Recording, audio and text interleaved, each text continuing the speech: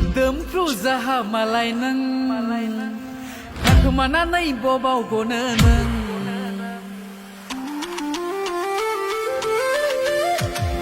मोदोमफ्रु जाहामालाय नों थाखोमानानै बबाव गनो नों गोजां बोथोरनि माइ बारिनि एन्जर रामजथा पिकनिक जानो थांगोन आंबो नोंजों जराखा हे हे हे हे हे हे I am sorry लै darling रेहेनाव फेरेबिन देग्लायनि बोसोर गोदानाव I am sorry लै darling रेहेनाव फेरेबिन देग्लायनि बोसोर गोदानाव देग्लायनि बोसोर गोदानाव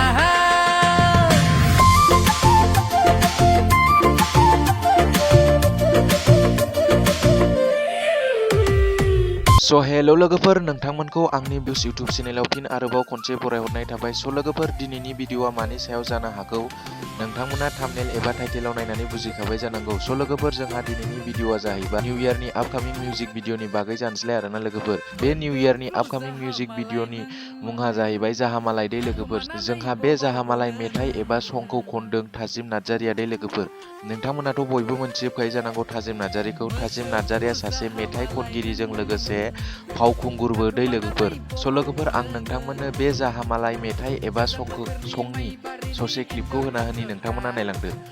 मोदोमफ्रु जाहामालाय नों थाखोमानानै बबाव गनो नों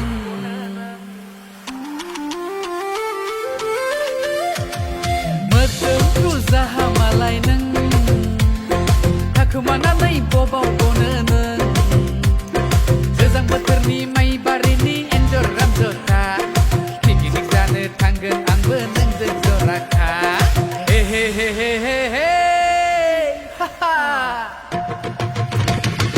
I am sorry लै darling रेहेनाव फेरेबिन देग्लायनि बोसोर गोदानाव I am sorry लै darling रेहेनाव फेरेबिन देग्लायनि बोसोर गोदानाव देग्लायनि बोसोर गोदानाव